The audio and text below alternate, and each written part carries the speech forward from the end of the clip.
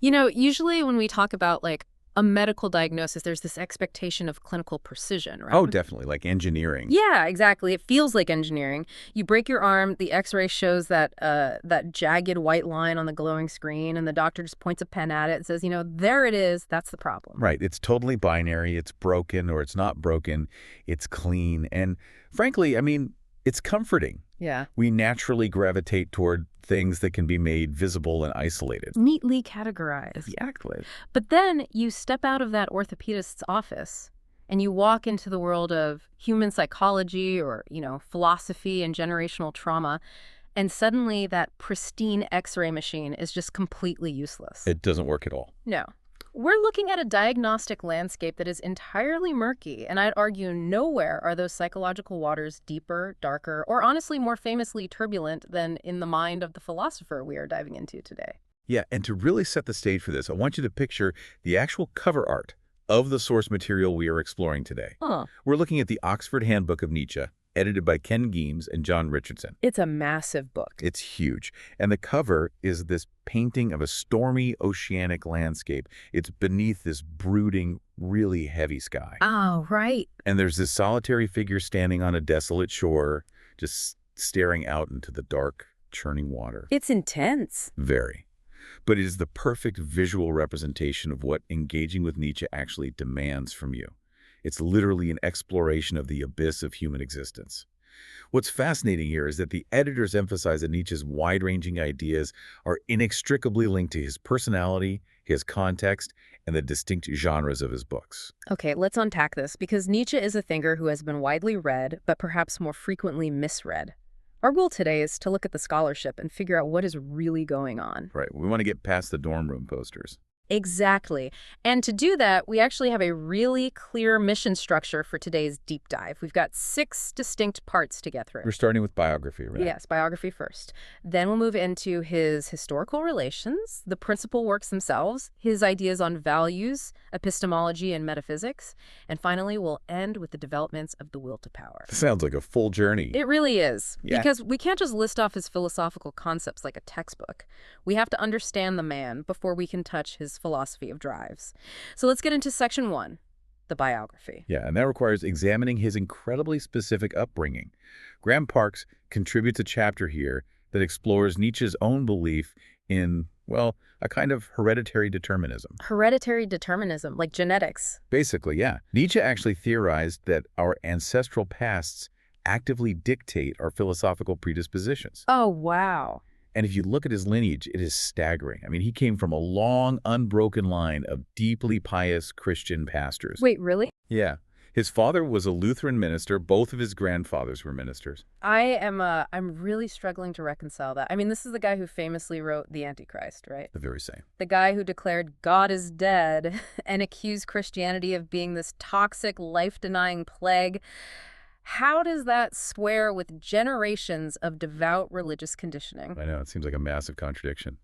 But Parks points out that this pastoral lineage actually explains the sheer rhetorical zeal of Nietzsche's anti-religious campaigns. How so? If you look at the mechanics of how he writes, his tone throughout his major works is incredibly hortatory. Like he's preaching. Exactly. He's preaching. It's a religious evangelical fervor that he's basically just inverted and aimed like a weapon against religion itself. He never actually left the pulpit. He just radically changed the sermon. Beautifully put, yes. And the catalyst for that change seems rooted in some pretty profound childhood trauma, right? Oh, absolutely devastating trauma. When Nietzsche was just 4 years old, he watched his father suffer this horrific, agonizing, drawn-out death. Ugh.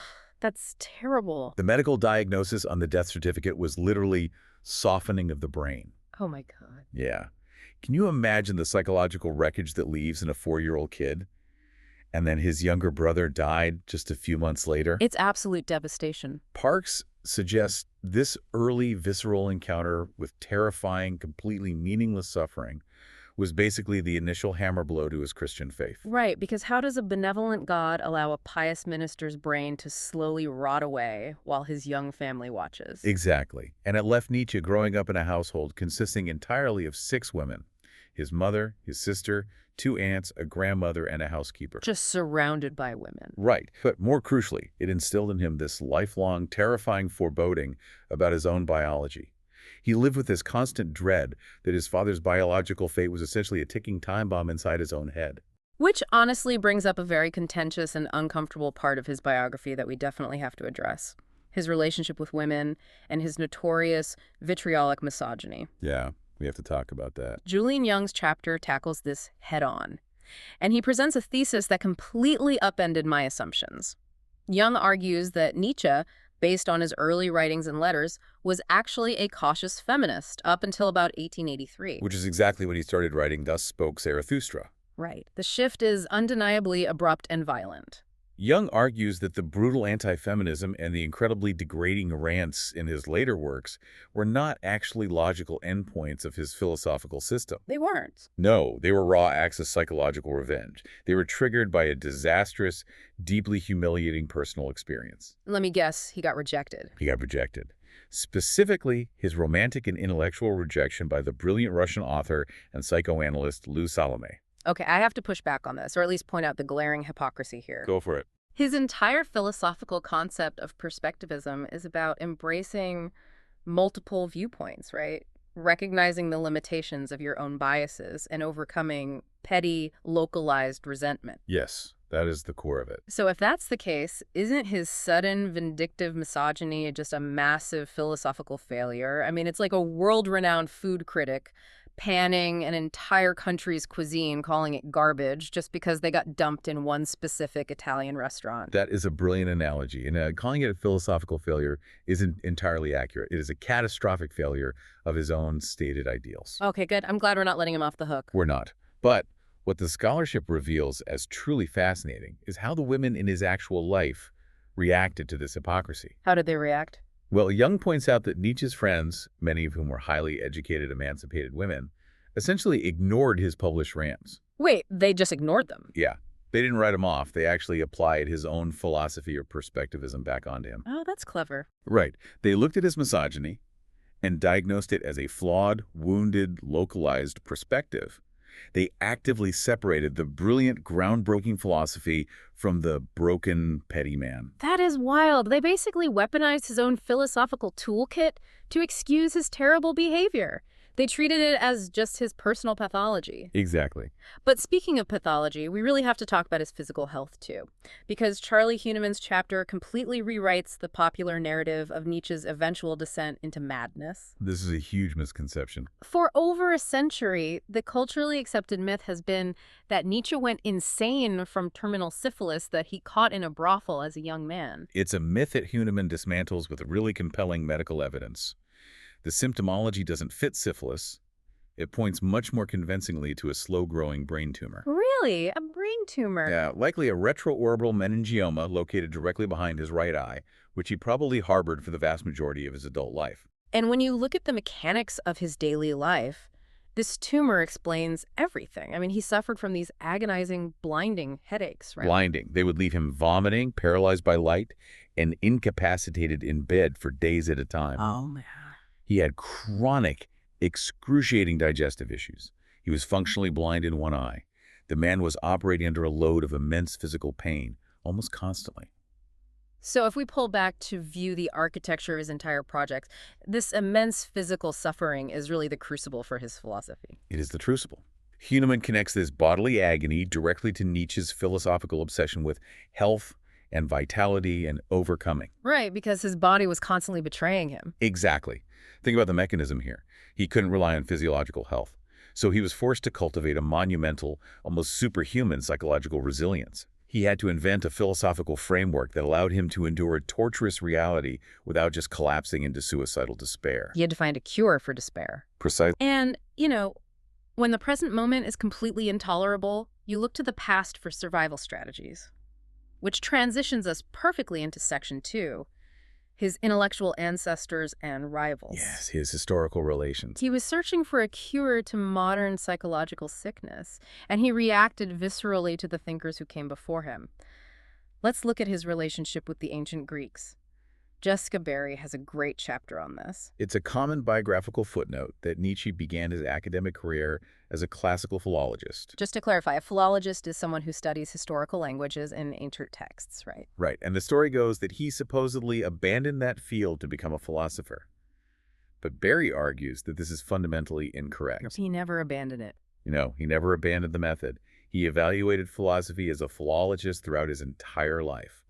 He looked at the Greeks not just to catalog what they thought, but to diagnose the psychological type of human being they represented. And he completely rejected the prevailing Enlightenment view of the Greeks. I mean, the 19th century German academics loved to paint the ancient Greeks as these paragons of serene rationality, noble simplicity, calm logic. And whitewash them. Totally.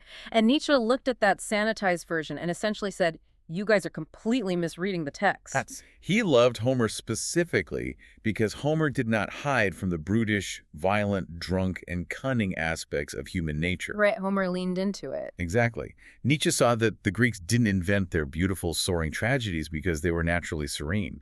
They invented them because they were acutely aware of the terrifying, chaotic abyss of existence. They desperately needed an artistic mechanism to survive it. Yes.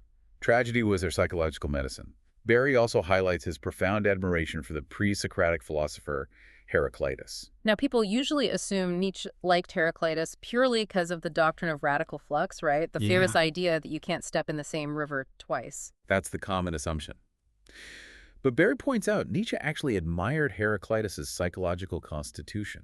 How do you mean? He admired Heraclitus's ability to look at a universe of terrifying constant change and still perceive an underlying natural order and aesthetic stability amidst all that chaos. Wow, okay. So he's mining the ancients for these psychological survival mechanisms, but he also had to navigate the dominant cultural movements of his own time, specifically Romanticism. Adrian Del Curro's chapter explores this beautifully. Nietzsche initially flirted really heavily with the Romantic movement. He was deeply influenced by the poet Hölderlin, right? Right. Hölderlin diagnosed nihilism, the creeping, terrifying loss of meaning in the modern world, as the great existential crisis. And Nietzsche completely agreed with that diagnosis. But he eventually grew to despise the Romantic cure, didn't he? Oh, he hated it. He realized he had to aggressively cure himself of Romanticism. And this realization culminated in his bitter, very public falling out with his mentor, the composer Richard Wagner. What caused the falling out? Well, through watching Wagner's evolution, Nietzsche realized that the romantic response to the pain of the modern world was fundamentally life-denying. Life-denying? Yeah, Romanticism sought an escape hatch.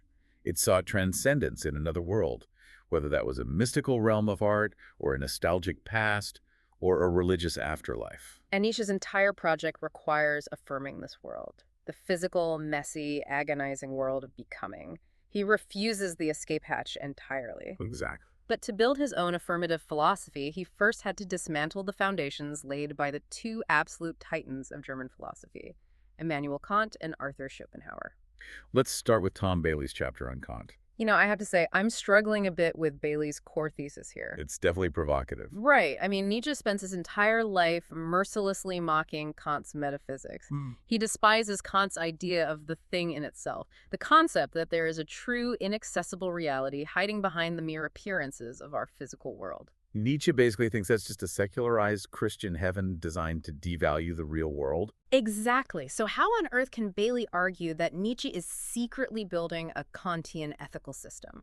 It is a totally counterintuitive argument, but Bailey builds a meticulous case. You are completely right that Nietzsche wants to torch Kant's metaphysics, but when you look at the mechanics of what Nietzsche values most in human behavior, he aligns surprisingly with Kantian ethics. Really? Yeah, like Kant, Nietzsche ultimately values agency and autonomy as the highest possible goods. He wants human beings to be autonomous, self-legislating creators of their own values. Right, but there's a catch, right? A massive catch. The divergence is in the application. Kant believes that every single human being possesses this rational agency by default, simply by having a mind. And Nietzsche thinks? What? Nietzsche thinks default human beings are just chaotic bundles of conflicting urges. True autonomous agency isn't a given. It's an incredibly rare, monumental achievement that you have to violently fight for. Okay, that makes so much sense. He adopts the goal of autonomy, but radically rejects the idea that we get it for free. And then there's Schopenhauer. Ivan Soul's chapter makes the case that Nietzsche's entire career is essentially one long, desperate attempt to refute Schopenhauer's profound pessimism. Yes. Schopenhauer believed the fundamental operating system of the universe was a blind, pointless, endless striving that he called the will, And because this cosmic will has no ultimate goal, it can never be satisfied. which means human life is just endless, frustrating suffering and fundamentally not worth living. That is incredibly bleak. It is. Schopenhauer's conclusion was that the only logical response to existence was ascetic withdrawal. To stop willing to deny your desires, to essentially just fade away. And Nietzsche looks at this framework and agrees with the premise, right? Yes, the world is driven by a fundamental force. But he vehemently rejects the idea that it is pointless. He takes Schopenhauer's blind will and engineers a crucial modification. He transforms it into the will to power. Ah, there it is. The famous will to power. Yes. And this changes the entire mathematical equation of human suffering. The will to power is a drive with an actual, achievable end. It seeks growth, overcoming, and the feeling of mastery. Therefore, life is worth living because the struggle against resistance isn't just pointless suffering. The struggle itself is the entire point. Exactly. The act of overcoming resistance is the precise mechanism that generates joy. He essentially cures Schopenhauer's depression by changing the definition of what the universe is striving for. That's a great way to put it. We're going to dig much deeper into the mechanics of the will to power later. But to wrap up his historical interactions, Robertson and Owen have a fascinating chapter on Nietzsche's influence on modern analytic philosophy. This is an unexpected turn. Very. We usually box Nietzsche in with continental philosophy, lots of poetry, aphorisms, drama, ambiguity. But analytic moral philosophers, thinkers like Bernard Williams and Alasdair MacIntyre, who prioritize rigorous, logical arguments, they have actively weaponized Nietzsche's methodology. They utilize his genealogical method.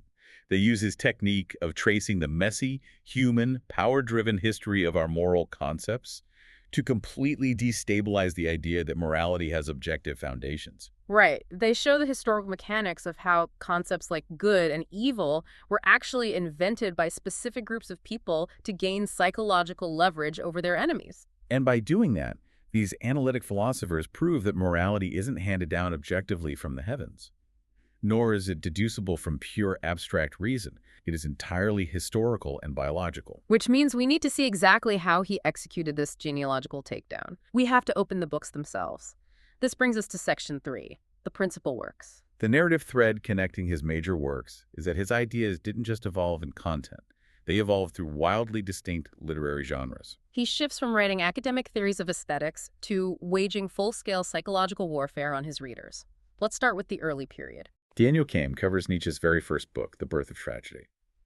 This text is famous for introducing the conceptual interplay between the Apollonian and the Dionysian. The Dionysian principle represents the terrifying, chaotic, formless truth of reality, right? The intoxicating, destructive churn of existence. Yes, and the Apollonian principle represents the beautiful form, structure, individuality, and illusion. Think of the clarity of a dream that makes that terrifying reality bearable. And what I find so compelling about Camus' analysis is his argument that even very late in his life, long after he stopped writing about Greek tragedy, Nietzsche still fundamentally believed that illusion is necessary to affirm life. Absolutely. Yeah. We cannot just stare nakedly into the Dionysian abyss all the time. It would destroy us. It would. We require the beautifying Apollonian illusion to survive the harshness of the truth. Art isn't a luxury, it's a biological necessity for survival. Moving slightly forward in this early period, Keith Ansel Pearson examines a series of essays called The Untimely Meditations. Here, Nietzsche is pursuing the concept of the sublime and contrasting it against the type of person he viciously attacks, the cultivated Philistine. This is such a profoundly relevant concept today. The cultivated Philistine is the smug, self-satisfied, up-to-date consumer of culture.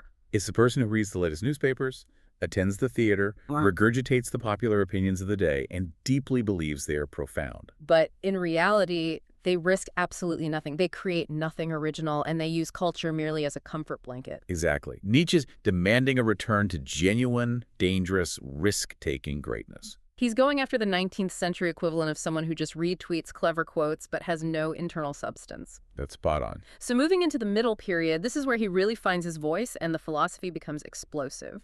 Christopher Janaway tackles the gay science. This book is a masterpiece of aphoristic writing. It's where a madman runs into the marketplace and declares that God is dead.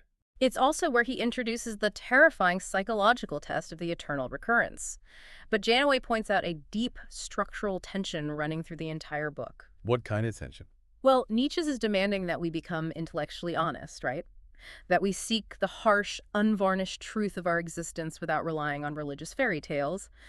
But simultaneously, he acknowledges that we still need the illusions of art to survive that very truth. Ah, yes. It's the unbearable tension between the scientist's cold, dissecting scalpel and the artist's beautifying brush.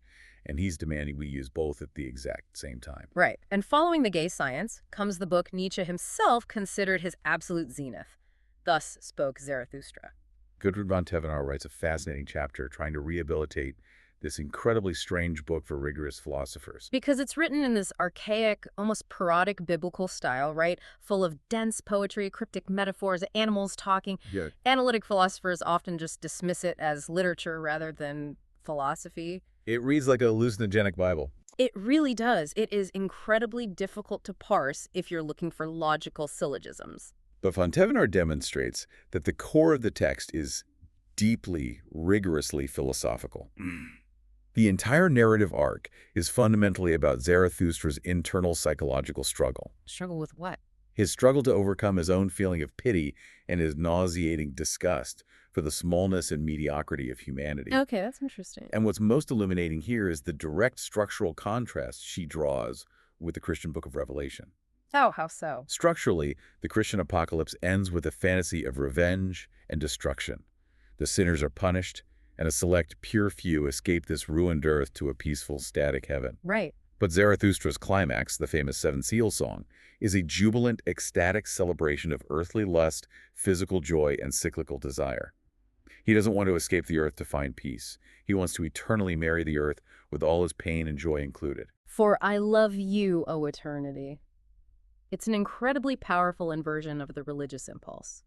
Which brings us to the late masterpieces, where his writing becomes incredibly aggressive and condensed. Yes, Maud Clark and David Dodrick have a chapter focusing on Beyond Good and Evil, and they make a massive, sweeping claim. They argue that this is, without question, his most important philosophical work. They do, and the mechanics of their interpretation are brilliant.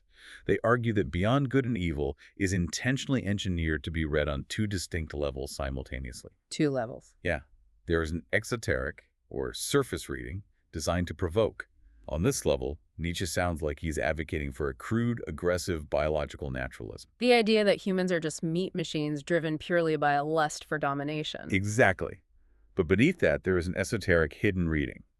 And this reading reveals profound normative aspirations for how philosophy itself should be conducted and what human beings can aspire to become. I was trying to conceptualize how this reading experience works, and it's exactly like a brilliantly directed movie where you absolutely have to watch it twice because the twist ending recontextualizes the meaning of every single preceding scene. That's a perfect way to describe The it. first time you read the book, he just sounds like an aggressive reductionist shouting that we're all just animals violently competing for power. Right. But when you reread it, understanding the esoteric layer, you realize he's actually trying to execute a massive synthesis. He wants to synthesize our undeniable, messy biological reality with our highest, most noble human aspirations without letting either cancel the other out. That is precisely the mechanism. He is actively demanding that his readers do the work. He is filtering out the lazy readers who just take his provocative surface claims at face value. And this highly complex methodology continues on the genealogy of morality, which Richard Schacht meticulously breaks down for us. It's critical to understand that the genealogy isn't just a dry history book, tracing the etymology of words. Schacht argues it is fundamentally an exercise in Lamarckian psychology. The Lamarckian meaning the evolutionary theory that acquired physiological or psychological traits can actually be inherited by the next generation. So if a society lives under severe repression for centuries, that psychological damage gets baked into the biology of their descendants. Exactly. And Schacht breaks the book into three distinct essays. Essay 1 tackles the origin of our concepts of good and evil, Right. and it traces them back to the psychological mechanism of resentment, Resentment, meaning resentment, basically. but a very specific kind. The toxic, festering, obsessive resentment that the weak and powerless feel toward the strong and flourishing. Because the weak cannot physically defeat the strong, they invent a moral system that labels the strong's natural vitality as evil and conveniently relabels their own pathetic weakness as good. It is a brilliant act of psychological warfare disguised as morality. It really is. Hmm. Then, Essay 2 investigates the origin of bad conscience or guilt. Nietzsche argues that when human beings were phased out of the wild and into the confines of peaceful society, they could no longer discharge their aggressive, predatory animal instincts outward. So those instincts turned inward, tearing away at their own psyche. Yes. But Schock notes a crucial nuance here. Nietzsche doesn't just unilaterally condemn this internalized cruelty. He actually sees this internal pressure cooker as an artist's cruelty. How is it artistic? It is the exact mechanism that carved out the internal space of the human mind, making the human soul deep, complex, and interesting. It provides the raw material that allows us to mold and shape ourselves. Okay, I'm tracking with the first two essays, but essay 3 always trips me up. He tackles the ascetic ideal. Yes. This is the priest's desire to deny life, to fast, to remain celibate, to hate the physical world in favor of the spiritual. But Nietzsche argues this life-denying ideal essentially conquered the entire planet. How does an ideal based on weakness and self-denial become the most powerful force in human history? Because it provided the one thing human beings desperately needed: a meaning for their suffering. Before the ascetic ideal, humans suffered endlessly and had no idea why. The ascetic priest came along and said, "You are suffering because you are a sinner. You are guilty." Ah. It was a horrific meaning, but it was a meaning, and it saved humanity from suicidal nihilism. Nietzsche even argues that this ascetic, truth-seeking ideal eventually morphed into modern science's unconditional will to truth, which ironically ended up killing the very God that birthed it. Fascinating. To wrap up the principal works, we have Dylan Jaggard analyzing the Antichrist and Krista Davis-Campera on his wildly eccentric autobiography, Ecce Homo. Jaggard points out a really interesting historical connection. In the Antichrist, Nietzsche doesn't just rant.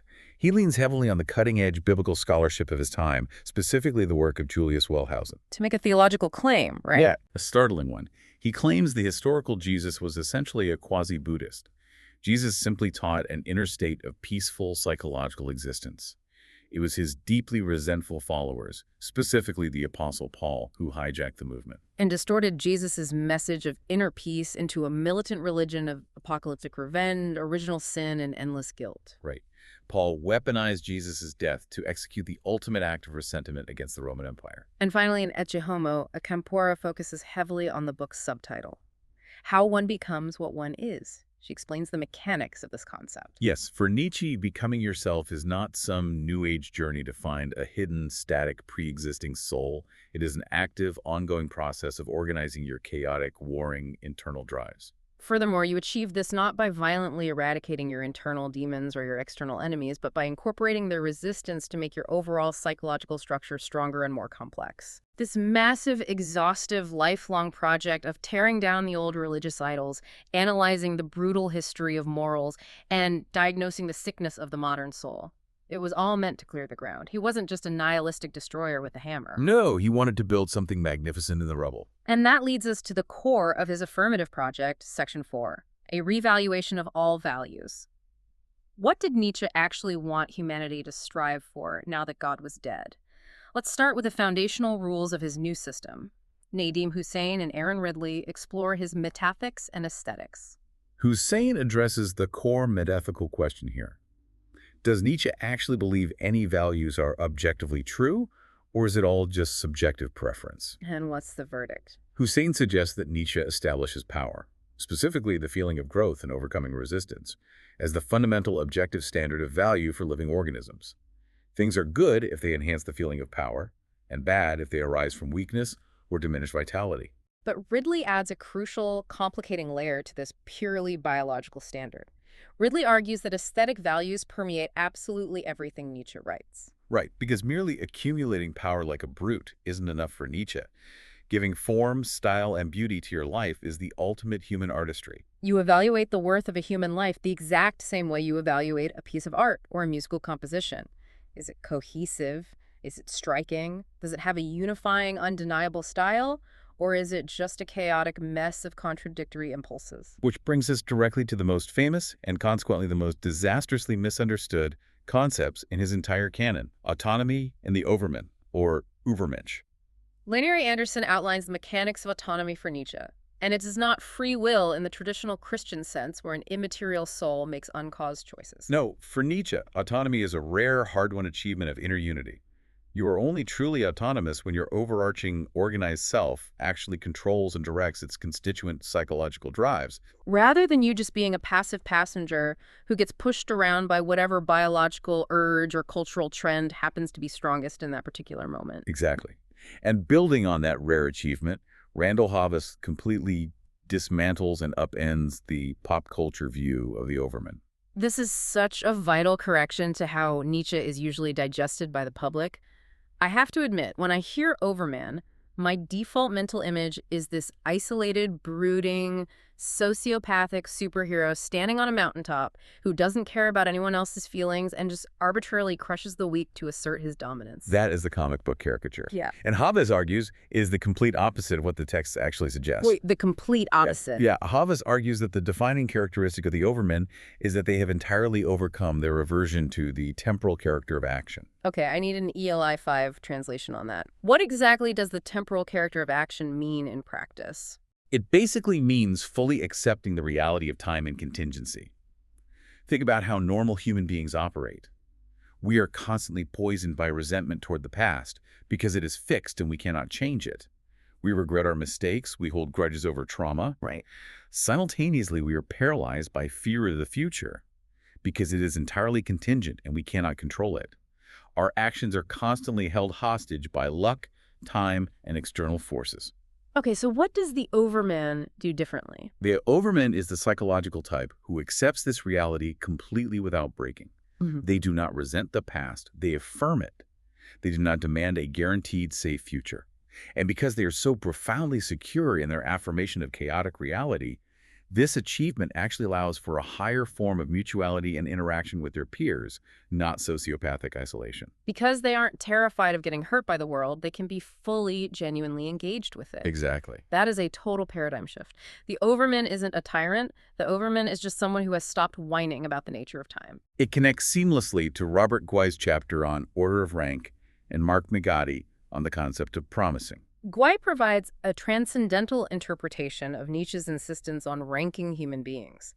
The concept of an order of rank isn't about setting up rigid, oppressive political castes or a feudal system. It is a fundamental condition for having normative authority at all. Right. The very essence of being alive is evaluating, preferring, and ranking things. If you do not rank things, if you say everything is equally valid, you aren't exhibiting tolerance. You are exhibiting psychological exhaustion. You are ceasing to be an active, evaluating force in the world. And Megatti looks at Nietzsche's concept of the sovereign individual and the act of making promises. We take promising for granted, but Nietzsche sees it as a staggering evolutionary achievement. To make a genuine promise requires you to bind your future self to a specific course of action that you decide upon today. To successfully do that, you must have conquered your own chaotic, warring drives.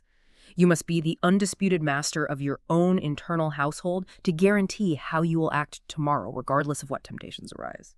It is the profoundest possible display of psychological strength.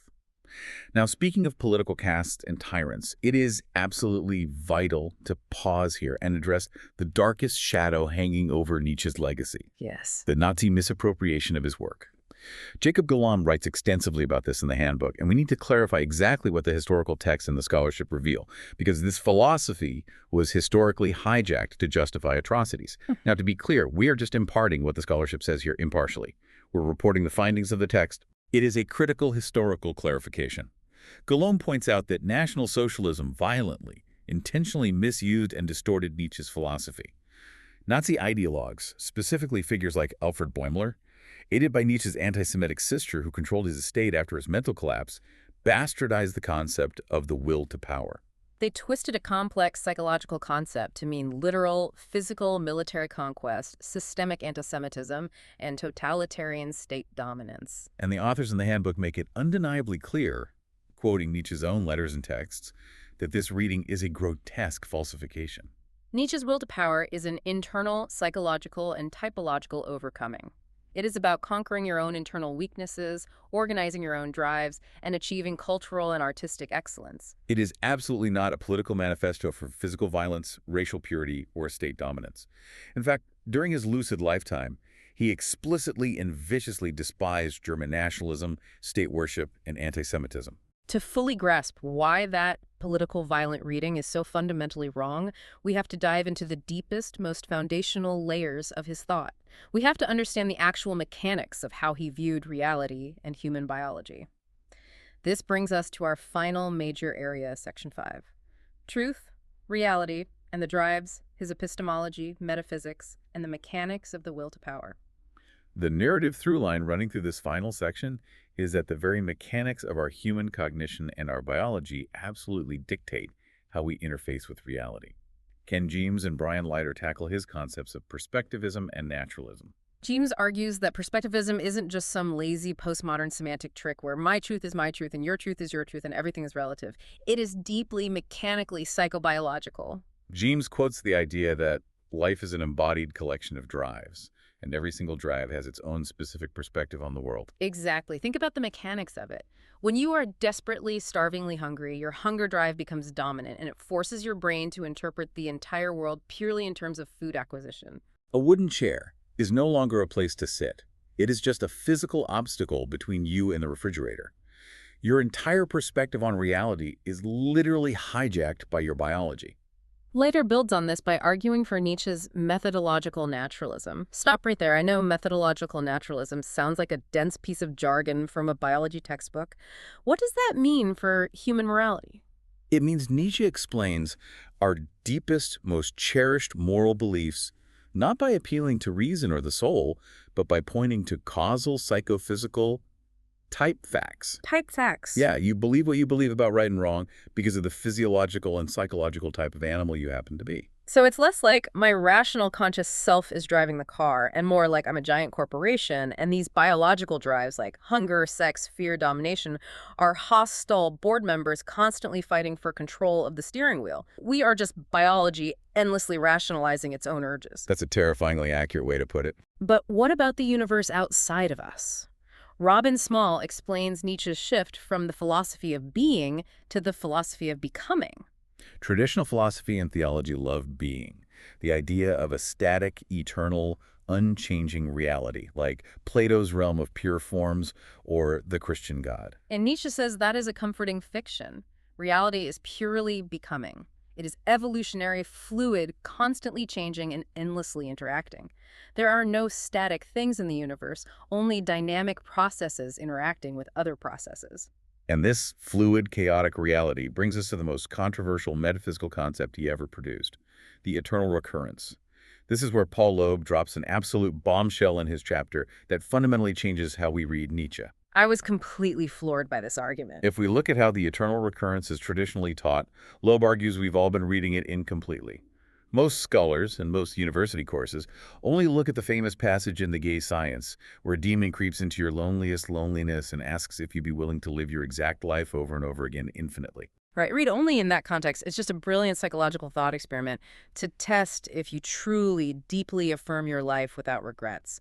It functions like the ultimate existential personality test. But Loeb says we have to look at how Nietzsche treats the concept later, in Zarathustra and his unpublished notebooks. Loeb argues that if you look at the full, mature treatment of the idea, Nietzsche isn't just presenting a hypothetical psychological test. He's doing something much bigger. He actually hints at mnemonic evidence, specifically the human feeling of déjà vu, the eerie sensation that you are literally remembering an event that has already happened.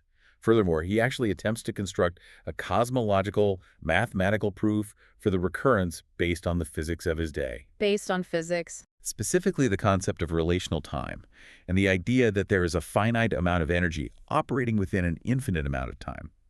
If energy is finite and time is infinite, eventually, the exact configuration of energy that makes up this universe must repeat. He literally meant it as a physical, cosmological reality. You will live this life again, exactly as it is, down to the position of every single atom. Wait, hold on. I have to push back violently here. You're telling me Nietzsche literally mathematically believed that a cosmic demon was going to make me record this exact deep dive an infinite number of times, making the exact same verbal stumbles. That is exactly what Loeb is arguing. If I have to live this exact life infinitely with absolutely no ability to change it in the next cycle, how do I possibly find any agency or meaning within that terrifying closed loop? That is the ultimate existential terror of the concept. And the answer to how you find agency within a deterministic loop lies in the ultimate engine of his entire philosophy, the will to power. We have four scholars closing this out: Polner, Katsafanas, Regenster, and Richardson. Okay, let's break them down. Polner looks at the dense, unpublished notebooks and analyzes the will to power as dynamic quanta in a relation of tension. Reality isn't made of solid matter. It is just interacting fields of force, constantly pushing against each other, like a massive universal game of tug-of-war. And Paul Katsafanas drills down into exactly what the drive is for human beings operating within this tug-of-war. This is a crucial distinction.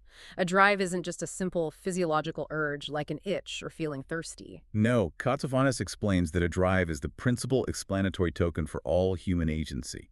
It generates a powerful disposition to perceive the world in a specific, biased way, and a disposition to act on that perception.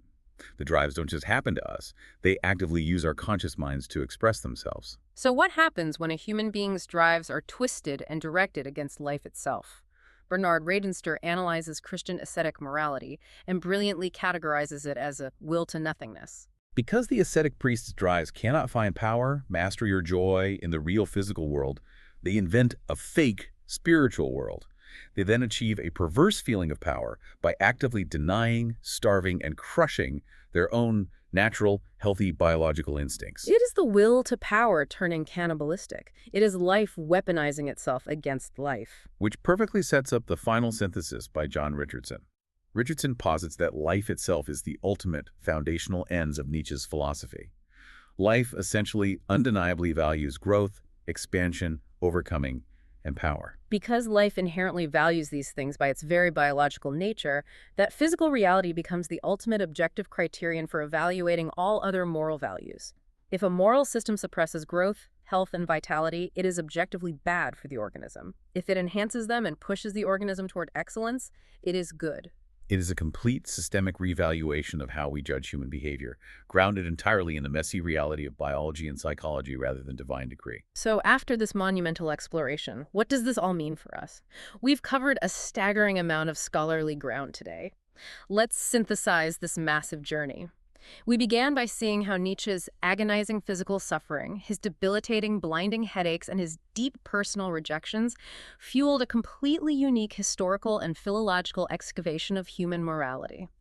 He didn't just disagree with the philosophers and priests of the past, he diagnosed them like a physician treating a disease. And as we traversed his major works, from The Birth of Tragedy to Ecce Homo, we discovered that his aggressive, hammer-swinging destruction of Christian, Kantian, and Schopenhauerian ideals was never meant to leave humanity wandering in a ruined, nihilistic wasteland. He torched the rotting idols of the past to clear the ground for new, life-affirming values, the pursuit of autonomy, the psychological resilience of the overman, and a profound affirmation of life as a will to power. And we must remember, having cleared away the historical distortions, this will to power is an internal psychological organization of your chaotic drives. It is a victory over your own weaknesses, not a political mandate for tyranny over others. It is fundamentally about becoming the autonomous author of your own psychological existence in a universe that has no inherent prepackaged meaning to offer you. If you are trying to apply this dense, demanding philosophy to your own life today, it's about ruthlessly analyzing your own underlying drives. It's asking yourself a deeply uncomfortable, probing question. Are your daily actions, your political opinions, and your moral beliefs secretly born out of resentment? Or are you just complaining about the state of the world because you personally feel powerless and want to drag others down? Or are you actively, consciously shaping your competing drives into a unified, life-affirming whole? Are you creating an aesthetic masterpiece out of your own psychology? Or are you just letting the loudest drive steer the ship? That is the ultimate challenge he leaves us with, and I want to leave you, the listener, with a final lingering thought inspired by this deep dive to ponder. think back to the very beginning of our discussion, to Daniel Kammakup's argument regarding the birth of tragedy, that Nietzsche believed a pretense of self, a beautifying Apollonian illusion, is absolutely necessary to survive the harsh Dionysian reality of existence. We all deeply love to think of ourselves as unified, rational beings making logical, autonomous choices. But if our minds are truly, as Nietzsche argues, just chaotic battlegrounds of competing, blind, psychobiological drives constantly warring for dominance, is the very idea of you listening to this right now just a necessary, beautiful illusion? Is your conscious sense of self just a convenient fiction created by whichever drive happens to be dominant today, just so it can keep seeking power without you freaking out? It's a terrifying, exhilarating possibility, something to mull over until next time. Keep diving.